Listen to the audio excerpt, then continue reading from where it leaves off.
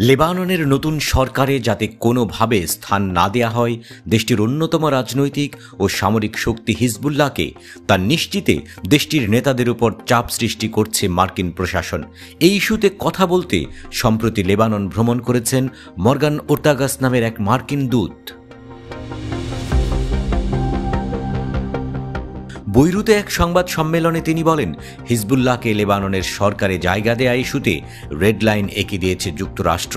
এও বলেন যে ইরান সমর্থিত এই গোষ্ঠী যে লেবানন সরকারের অংশ হবে না সে বিষয়ে নাকি প্রতিশ্রুতি দিয়েছে লেবানিজ নেতারা। তবে তার এই সংবাদ সম্মেলনের পরপরই লেবাননের নতুন প্রেসিডেন্ট জোসেফ আউন যে বিবৃতি দেন তাতে খুব একটা মিল পাওয়া যায় না দুজনের বক্তব্যে।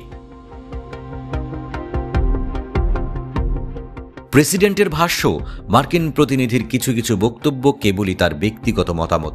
তবে ঠিক কোন কোন বক্তব্যকে ওর্তাগাসের ব্যক্তিগত অভিমত বলতে চাইছেন তা নিশ্চিত করেননি লেবানিজ প্রেসিডেন্ট। বিশ্লেষকরা বলছেন, হিজবুল্লাহকে বাদ দিয়ে সরকার গঠন খুব এক প্রকার অসম্ভবই। কারণ দীর্ঘ সময় ধরে লেবাননের প্রধান রাজনৈতিক শক্তি ছিল এই গোষ্ঠীটি। গেল 14 মাস ধরে ইসরায়েলের সাথে টানা সংঘাতে কিছুটা দুর্বল হলেও এখনও লেবাননের পার্লামেন্টে যথেষ্ট আধিপত্য রয়েছে তাদের। সাম্প্রদায়িক ভিত্তিতে মন্ত্রিসভার পদ বন্টন লেবাননের ঐতিহ্য।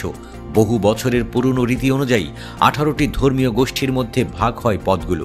নতুন সরকারকে লেবাননের 128 সদস্য বিশিষ্ট পার্লামেন্টে পেতে হবে আস্থা ভোট, আর এই 128 সদস্যের বেশিরভাগই হিজবুল্লাহ ও তার মিত্ররা। তাই হিজবুল্লাহকে বাদ দিয়ে সরকার গঠন খুবই কঠিন। দীর্ঘদিন ধরে অচল অবস্থার পর গেল মাসে প্রেসিডেন্ট নির্বাচিত হন জোসেফ আউন। প্রধানমন্ত্রী নিয়োগ দিয়েছেন নওয়াফ সালামকে। একে লেবানিজ রাজনীতিতে গুরুত্বপূর্ণ পদক্ষেপ হিসেবে দেখছেন বিশ্লেষকরা। তবে হিজবুল্লাহর প্রভাব সংকটে ফেলতে পারে দেশ গঠনের প্রক্রিয়া, এমন শঙ্কাও করছেন কেউ কেউ। কয়েক দশক ধরে ক্রমাগত যুদ্ধ সংঘাতে বিধ্বস্ত লেবানন। তাই সরকারের পক্ষে একা সম্ভব নয় পুনর্গঠন। নতুন করে দেশ গোছাতে বহির্বিশ্ব তথা পশ্চিমা সাহায্য চাই দেশটির। কিন্তু হিজবুল্লাহর প্রভাব থাকলে ইউরোপ আমেরিকা যে তহবিল দেবে না তা জানা কথাই। হিজবুল্লাহ এবং তাদের মিত্রদের রাজনৈতিক চাপের মুখে এরই মধ্যে নতুন মন্ত্রিসভায় 4 জন শিয়া মুসলিম নেতাকে মনোনয়নের অনুমোদন দিয়েছেন প্রধানমন্ত্রী নওয়াফ সালাম। স্বাভাবিকভাবেই ভালোভাবে নেবে না ওয়াশিংটন।